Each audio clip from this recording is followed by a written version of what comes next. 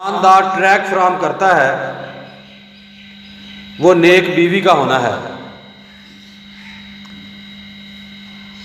عورت اس کی تعلیم اور تربیت اس قدر ضروری ہے کہ نبی رحمت صلی اللہ علیہ وسلم کی تعلیمات سے ہمیں اس بات کا اندازہ ہوتا ہے۔ آپ علیہ الصلوۃ والسلام نے فرمایا تنکح المرأۃ لأربعۃ، کیونکہ نکاح ایک ایسا عمل ہے جس کے بعد ایک نیا کنبہ پروان چڑھنا ہوتا ہے، ایک نیا گھر تعمیر ہو رہا ہوتا ہے، اس سے ایک نسل نے نکلنا ہوتا ہے۔ تو نکاح ہی وہ بنیادی چیز ہے کہ جس کے اوپر محمد رسول اللہ صلی اللہ علیہ وسلم نے امت کو اس بات کی نصیحت فرمائی ہے کہ اس معاشرے کے اندر چار چیزوں کو دیکھ کر لوگ شادیاں کرتے ہیں، نکاح کرتے ہیں۔ پہلی کیا ہے؟ لمالہا، دوسری ولحسبہا وجمالہا ولدینہا۔ لوگ مال کو بھی دیکھتے ہیں، حسب و نسب، قوم، قبیلہ، برادری کو بھی دیکھتے ہیں، اور خوبصورتی کو بھی دیکھتے ہیں، اور خوش نصیب ہیں جو دین کو بھی دیکھتے ہیں۔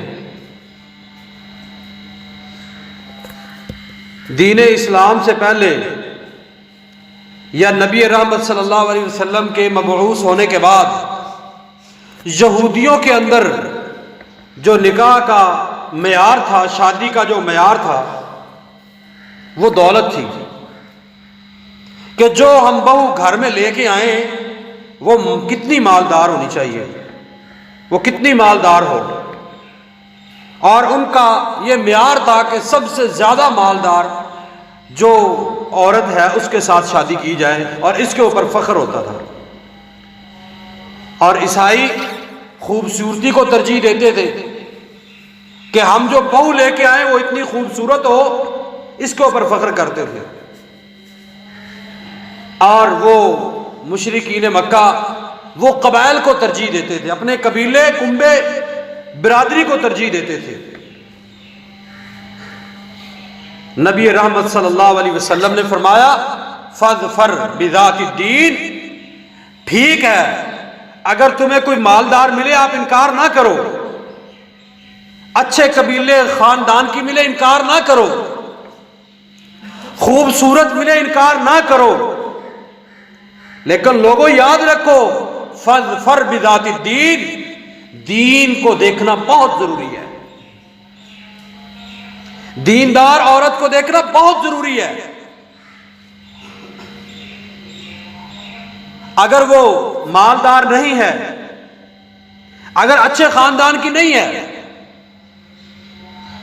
کہ جناب ہمارا معیار یہ ہے، ہم جاٹ ہیں، ہم گجر ہیں، ہم ارائی ہیں، ہم اس سے باہر نہیں جائیں گے، اگر وہ آپ کی برادری میں سے نہیں ہے، ٹھیک ہے اس کے حسن و جمال کی وہ چرچے نہیں ہیں، وہ اتنی خوبصورت بھی نہیں ہے، لیکن اگر دیندار ہے، صوم و صلات کی پابند ہے، شریعت کی پاسدار ہے، تو نبی رحمت صلی اللہ علیہ وسلم نے فرمایا فاظفر بذات الدین، پھر تمہیں دین کو ترجیح دینا چاہیے۔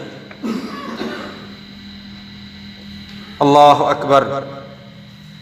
اور اگر ایسا نہ کیا، نبی رحمت صلی اللہ علیہ وسلم نے فرمایا تاربت یدا کا، اور تیرے ہاتھ خاک آلود ہو جائیں، یہ تیرے لیے تباہی اور بربادی ہوگی۔ اگر دین تیرے لیے معیار نہیں ہے، ایک دیندار بچی ہے، وہ میری قوم قبیلے کی نہیں ہے، اس کے پاس اتنا مال و دولت بھی نہیں ہے، لیکن دیندار ہے، اس کے پاس دین ہے، اس کے پاس شریعت ہے، پھر تو کہے نہیں نہیں میں تو اسے پسند ہی نہیں کرتا۔ نبی رحمت صلی اللہ علیہ وسلم کی یہ بد دعا ہے کہ تیرے ہاتھ خاک آلود ہو جائے کہ تو نے دین کو پسے پش ڈال دیا، تو دنیا کے لیے مارا مارا پھرتا ہے۔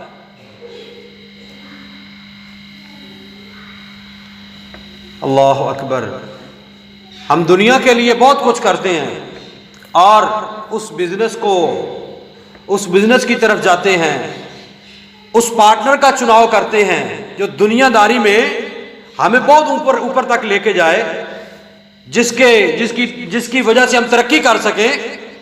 تو نبی رحمت صلی اللہ علیہ وسلم نے فرمایا، لوگوں دنیا کے اندر جو سب سے قیمتی سرمایہ ہے وہ کیا ہے؟ نیک بیوی کا ہونا، دیندار عورت کا ہونا. یہ سب سے قیمتی سرمایہ ہے. آپ علیہ الصلوۃ والسلام نے فرمایا، لیتخذ احدکم، اگر تم کچھ حاصل کرنا چاہتے ہو، اپنے لیے کچھ لینا چاہتے ہو، کچھ بنانا چاہتے ہو، تو پھر کیا کرنا پڑے گا؟ قلبا شاکرا ولسانا ذاکرا. اور آپ علیہ الصلوۃ والسلام نے فرمایا، وزوجتا تعینہ علی امر الآخرہ. پھر یاد رکھو تمہارے پاس وہ دل ہونا چاہیے جو شکر گزار ہو. شکر گزاری تمہارے دل کے اندر ہونی چاہیے. زبان سے تو ہم بڑی شکر گزاری کر لیتے ہیں، اللہ کا بڑا شکر ہے، الحمدللہ، اللہ کا بڑا احسان ہے. نبی رحمت صلی اللہ علیہ وسلم نے فرمایا، پھر اپنے دل کو شکر گزار بناؤ. تمہارے دل کے اندر شکر گزاری ہونی چاہیے. وَلِسَانًا ذَاكِرًا، اور تمہاری زبان جو ہے یہ اللہ کا ذکر کرنے والی ہونی چاہیے. اور اللہ کی قسم یہ زبان جو ذکر کرتی ہے، جو زبان اللہ کا ذکر کرتی ہے، ٹھیک ہے یہ اللہ تبارک و تعالیٰ کی توفیق ہوتی ہے، یہ اللہ تبارک و تعالیٰ کی طرف سے بھلائی ہوتی ہے کہ انسان اللہ کا شکر گزار بندہ ہے، اللہ کا ذکر کرنے والا ہے. لیکن بنیادی طور پہ اگر دیکھا جائے تو وہ ماں ہے، وہ پہلی درسگاہ ہے، پہلی وہ استانی ہے جس نے بچے کی تربیت ایسی کی ہے کہ میرا بیٹا جب تو واش روم میں جائے تو دعا پڑھ کے جانی ہے، واش روم سے نکلے تو یہ دعا پڑھنی ہے، گھر میں داخل ہونے کی یہ دعا ہے. نبی رحمت صلی اللہ علیہ وسلم نے جو ہمیں تعلیمات دی ہیں، ہر موقع کے اوپر، ہر بات کے اوپر آپ علیہ الصلوۃ والسلام نے دعا سکھائی ہے. آپ کے گھر مہمان آیا ہے، آپ نے اس کی مہمان نوازی کی ہے، اس مہمان کا حق بنتا ہے کہ مجھے تو نے کھانا کھلایا، میں تجھے دعائیں دے کر جاؤں. اور جس کی تو نے افطاری کروائی ہے وہ روزہ افطار کرنے والا دعائیں دیتا ہے. اور اللہ کے نبی علیہ الصلوۃ والسلام نے بیت الخلاء کے اندر جانے کا جو طریقہ بتایا ہے وہ دعا ہے، اور اس کے بعد نکلنا ہے وہ دعا ہے. حتیٰ کہ آپ بیوی کے پاس جاتے ہیں، نبی رحمت صلی اللہ علیہ وسلم نے دعا سکھائی ہے، یہ اللہ کا ذکر ہی ہے. لیکن اگر تیری بیوی دیندار ہوگی، تیری بیوی شریعت کی پاسدار ہوگی، اللہ کی قسم بچے کو ایک ایک عمل کے اوپر وہ دعا سکھائے گی. بیٹا آپ سونے سے پہلے دعا پڑھ کے سونا ہے، سکول جا رہے ہو گھر نکلنے کی دعا پڑھنی ہے، گھر میں داخل ہونے کی دعا پڑھنی ہے. اگر سلام نہیں کیا چلو باہر چلو، پھر دوبارہ اندر آؤ، سلام کر کے داخل ہو گھر میں. وَلِسَانًا ذَاكِرًا، تیری زبان ذکر کرنے والی ہونی چاہیے. اور آپ علیہ الصلوۃ والسلام نے فرمایا، وَزَوْجَةً تُعِينُهُ عَلَىٰ أَمْرِ الْآخِرَةِ، اور ایسی بیوی جو تیری آخرت کی مددگار ہو، ایسی بیوی جو تیری آخرت کے لیے تجھے نصیحت کرنے والی ہو. یہ نہیں کہ آج شام کو دہاڑی نہیں لے کے آیا، آج شام کو اتنا پیسہ نہیں لے کے آیا، آج کیا کمایا. اللہ کی قسم وہ ایسی باتیں کرنے والی ہو، ایسی نصیحت کرنے والی ہو کہ میں بھوکی رہ لوں گی، پیاسی رہ لوں گی، اپنے بچوں کو بھوکا سلا لوں گی، لیکن میرے گھر میں حرام کا نوالا نہیں آنا چاہیے، ایک پیسہ بھی حرام کا نہیں آنا چاہیے. خاوند کی جیب میں اگر پیسے دیکھے، پرس میں پیسے دیکھے تو سوال کریں یہ کہاں سے آئے، اتنے پیسے کہاں سے آ گئے. یہ تب ہوتا ہے جب ہماری بنیادیں مضبوط ہوتی ہیں، جب وہ نکاح کا معاملہ ہوتا ہے. اور جو شادی شدہ حضرات ہیں وہ ان مراحل سے گزر رہے ہیں، وہ اچھی طرح جانتے ہیں. لیکن یاد رکھیے آپ اولاد کے باپ ہیں، آپ کی اولاد ہے، آپ نے اس کا انتخاب کرنا ہے، آپ نے بنیاد رکھنی ہے. لیکن اگر انہی جھگڑوں میں پڑے رہے، وہ یہود و نصارہ والے، وہ مشرکین مکہ والے کہ مالدار ہونی چاہیے، خوبصورت ہونی چاہیے، میں قوم قبیلے سے باہر نہیں جاؤں گا، بچہ چاہے انگوٹھا چھاپ ہے، بچہ چاہے اس کو نماز نہیں آتی، بچے کو کلمہ نہیں آتا اس کی، مجھے کوئی فکر نہیں ہے، بس میرا قبیلہ تو ہے نا۔ ایک طرف دین ہے، میں نے دین کو ریجیکٹ کر دیا ہے، دوسری طرف میرا قبیلہ ہے، میری قوم ہے۔ اور محترم بھائیوں کا کیا قوم قبیلوں میں لڑائی جھگڑے نہیں ہوتے؟ قوم قبیلوں میں طلاقیں نہیں ہوتی؟ اور بہن بھائی آپس میں رشتے کرتے ہیں، کیا ان میں طلاقیں نہیں ہوتی؟ لیکن افسوس کہ ہم نے تو دین کو پسے پش ڈال دیا۔ تو نبی رحمت صلی اللہ علیہ وسلم نے فرمایا کہ وہ تیری بیوی ایسی ہونی چاہیے جو تیری آخرت میں کام آئے۔ بہت ہی پیاری ایک حدیث ہے ابو داؤد شریف میں، نبی رحمت صلی اللہ علیہ وسلم نے فرمایا رحم اللہ رجلا قام من اللیل فصلی، اللہ تبارک و تعالیٰ ایسے شخص پر اپنی رحمت نازل فرمائے۔ اللہ کے نبی علیہ الصلوۃ والسلام کی دعا ہے، اللہ کے نبی علیہ الصلوۃ والسلام دعا کریں اور اللہ تبارک و تعالیٰ قبول نہ کریں، یہ کیسے ممکن ہے؟ آپ علیہ الصلوۃ والسلام نے ایسے شخص کو دعا دی ہے رحم اللہ، وہ اللہ کی رحمتوں میں چلا جائے، جو رات کو اٹھے قام من اللیل فصلی وایقظ اہلہ، وہ اپنے اہل کو بھی اٹھائے، اپنی بیوی کو بھی اٹھائے، رات کو تہجد کی نماز کے لیے اٹھا ہے وہ اپنی بیوی کو اٹھائے۔ اور آگے نبی رحمت صلی اللہ علیہ وسلم نے فرمایا فَإِنْ أَبَتْ نَزَحَ فِي وَجْهِهَا الْمَاءَ، اگر وہ انکار کرے اٹھنے سے تو وہ پھر پانی لے اور اپنی بیوی کے چہرے پہ پانی ڈالے اور اسے کہے اللہ کی بندی کھڑی ہو، اللہ سے مانگنے کا وقت ہے، اللہ تبارک و تعالیٰ کی رحمتیں جوش پر ہیں، تو پھر وہ اپنی بیوی کو تہجد کی نماز کے لیے کھڑا کرے۔ اور دوسری طرف نبی رحمت صلی اللہ علیہ وسلم نے آگے ارشاد فرمایا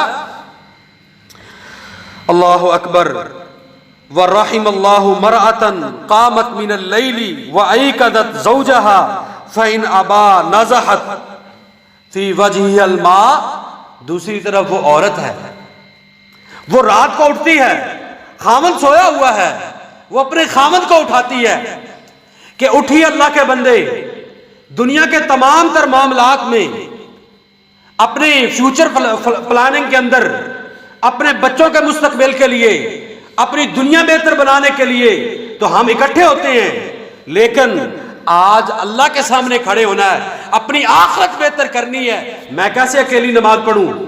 وہ اپنے خامد کو اٹھاتی ہے، اگر خامد انکار کرتا ہے وہ پانی لیتی ہے، بڑی شفقت اور محبت کے ساتھ وہ اپنے رب کے سامنے اسے کھڑا کرتی ہے اور وہ تہجد کے نوافل ادا کرتے ہیں۔ اللہ کی قسم، اللہ کے نبی کریم صلی اللہ علیہ وسلم نے ایسے جوڑے کو، ایسے بندے اور بندی کو اللہ تبارک و تعالیٰ کی رحمت کی دعا دی ہے۔ اور یہ کب ہوتا ہے؟ جب ہمارا انتخاب دین ہو، ہمارا انتخاب اسلام ہو، ہمارا انتخاب شریعت ہو، ہمارا انتخاب ایسا معاشرہ ہو کہ جو دین کے پرچار کے لیے، دین کے احیاء کے لیے اپنا کردار ادا کرے۔ اللہ اکبر۔ آپ علیہ الصلوۃ والسلام نے، بخاری اور مسلم شریف کی حدیث ہے کہ دیکھیں آپ اسکول میں بچے کو داخل کرواتے ہیں، سب سے پہلے اس کا معیار چیک کرتے ہیں، ان کے جو ٹیچرز ہیں ان کو دیکھتے ہیں کیسے ہیں، یہ تعلیم اور تربیت میں اپنا کردار ادا کرتے ہیں۔ بچے کو سکول داخل کرنے کے لیے تو ہم اتنا ٹولتے ہیں اور اتنا دیکھ بھال جانچ پڑتال کرتے ہیں، لیکن جو شخص اپنے لیے اپنی اہلیہ لے کر آ رہا ہے، اپنی بیوی لے کے آ رہا ہے، وہ کون ہے؟ بچے کی پہلی درسگاہ ماں ہوتی ہے نا جی۔ تیرے ہونے والے بچوں کی جو ٹیچر ہے وہ کیسی ہونی چاہیے؟ کبھی اس کا انتخاب کیا ہے؟ کبھی یہ سوچا ہے؟ اللہ اکبر۔ نبی رحمت صلی اللہ علیہ وسلم نے فرمایا کلکم راعٍ وکلکم مسئول عن رعیتہ، ہر مرد جو ہے یہ اپنے گھر کا چوکیدار ہے، اپنے گھر کا ذمہ دار ہے، اپنے گھر کا بڑا ہے، اور قیامت والے دن اس سے یہ سوال بھی ہوگا کہ تجھے اللہ تبارک و تعالیٰ نے جو اولاد دی تھی، تیری بیوی تھی، تیری اولاد تھی، تیرے بیوی بچے تھے، ان کے لیے ان کو دین کے اوپر کتنا کھڑا کیا ہے، دین کی تربیت، دین کی تعلیم کے لیے کیا کردار ادا کیا ہے۔ اور آپ